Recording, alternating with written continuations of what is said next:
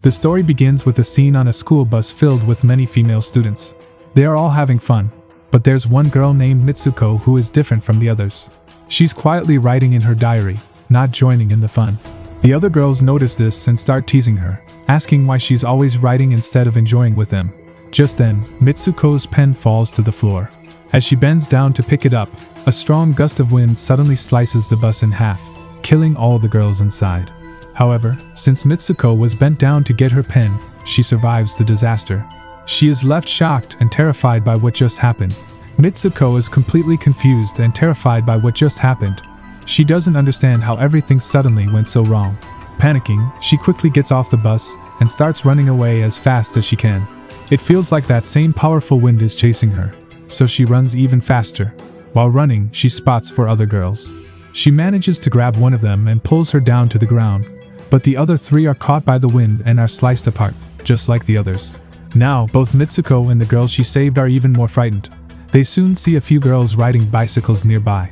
Mitsuko and the other girl try to stop them, but the deadly wind comes back and cuts through them as well. Tragically, the girl who was with Mitsuko also gets killed. Seeing this, Mitsuko is overwhelmed with fear and, in a desperate attempt to survive, she runs towards the forest. As Mitsuko keeps running, she eventually reaches a riverbank where she sees the severed bodies of many other students scattered around.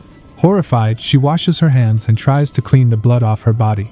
She then changes into the clothes of one of the dead bodies. Still frightened, she starts running again and soon sees her school up ahead. When she arrives, she notices other girls there, but their school uniforms are different. Just then, Mitsuko's childhood friend Aki approaches her. Seeing Mitsuko so scared and shaken, Aki asks if she's okay. Mitsuko tries to explain what happened, telling Aki about the deadly wind and everything she witnessed. Mitsuko starts telling Aki everything that's happened to her so far. Just as she's talking, the strong wind blows again, and Mitsuko gets really scared. But this time, nothing happens, it's just a normal gust of wind. Seeing how frightened Mitsuko is, Aki tries to calm her down. She thinks Mitsuko must have had a bad dream that left her really shaken, so she gently reassures her. Aki even puts Mitsuko's hand outside the window to show her that everything is okay now and that what she saw was just in her imagination. Mitsuko starts to believe that maybe it was all just a dream and that everything is fine now. We then see that Mitsuko and Aki are very close, and it's clear that they love each other and are in a relationship. Because of this, no one at school really talks to them, and people often look at them differently. To cheer Mitsuko up, Aki decides to skip school with her and 2 other friends. As they are about to leave, their class teacher shows up, but they still manage to escape and head to a nearby lake.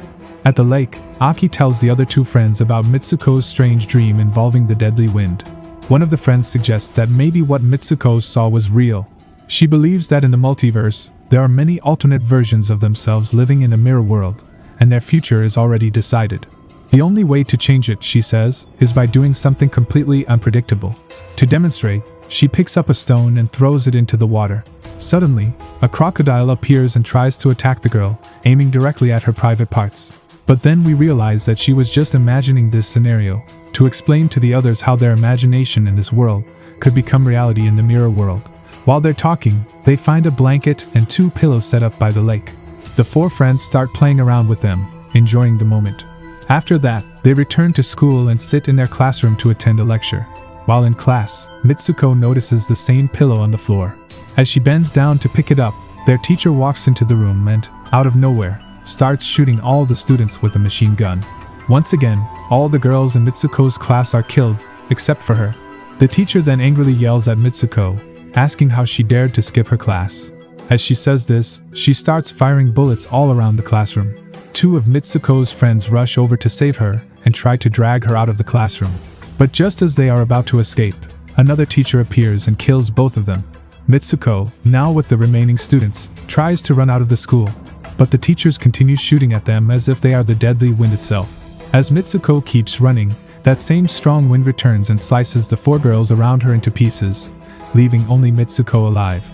Still running, she eventually reaches a crowded place. Mitsuko eventually finds a police officer in the crowded area and tells her everything that has been happening. She pleads for the officer's help, but something strange happens. The officer calls her Kyoko instead of Mitsuko. The officer then asks why she's wearing a school uniform and accuses her of joking around. The officer shows Mitsuko her reflection in a mirror, and to her shock, Mitsuko's face has completely changed. She now looks much older. The officer then tells her, "I'm your childhood friend, and today is your wedding day. What are you doing here?" Confused and overwhelmed, Mitsuko has no idea what's happening as the officer takes her to her wedding. Everything around her feels surreal, and she's left wondering what is really going on. Everyone in the town seems incredibly happy and overly excited about Mitsuko's wedding. When Mitsuko arrives at the church, she finds her friend Aki in the dressing room, which makes her feel a bit relieved. She asks Aki what is going on, and what all of this means. Aki responds by telling her that someone is controlling them, and they are being watched. She tells Mitsuko to do exactly as she says. Aki helps Mitsuko get ready for the wedding and tells her to head out for the ceremony. But then, Aki starts killing the other girls around them. As Mitsuko walks towards the wedding, the same people who were excited for her suddenly start mocking her. They even begin to undress, trying to humiliate her. The most shocking part comes when Mitsuko sees that instead of an altar, there's a coffin waiting for her. As the coffin box slowly opens, a pig emerges, which terrifies Mitsuko. But instead of helping her, the people around start forcing her to marry the pig.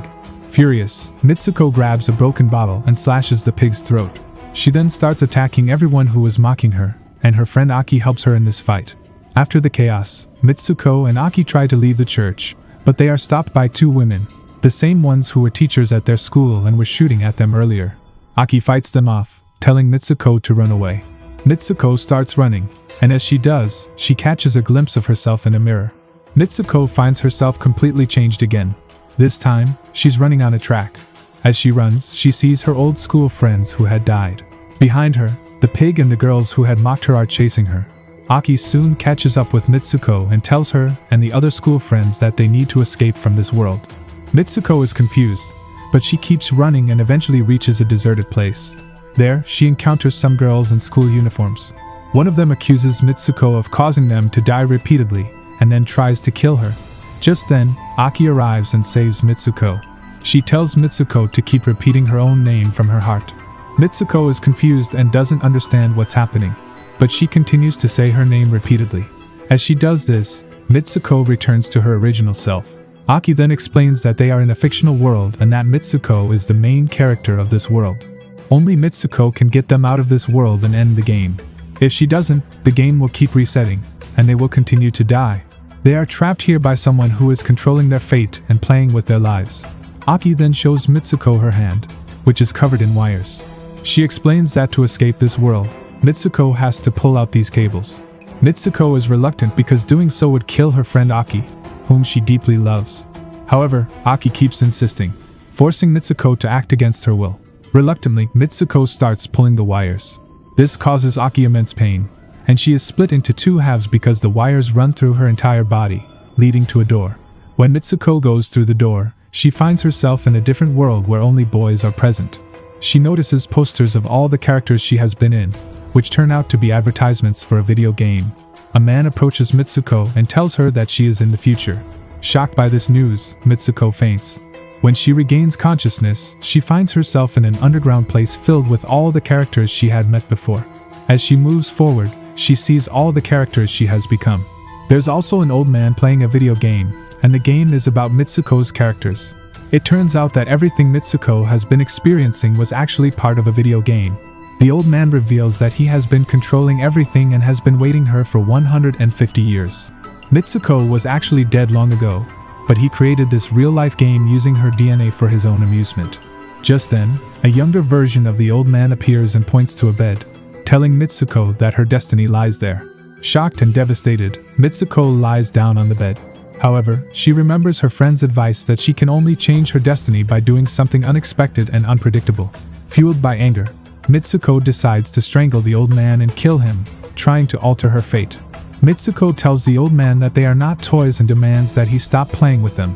Frustrated, she uses the old man's own stick to end her life. Meanwhile, in another world, we see an alternate version of Mitsuko who also ends her own life for some reason.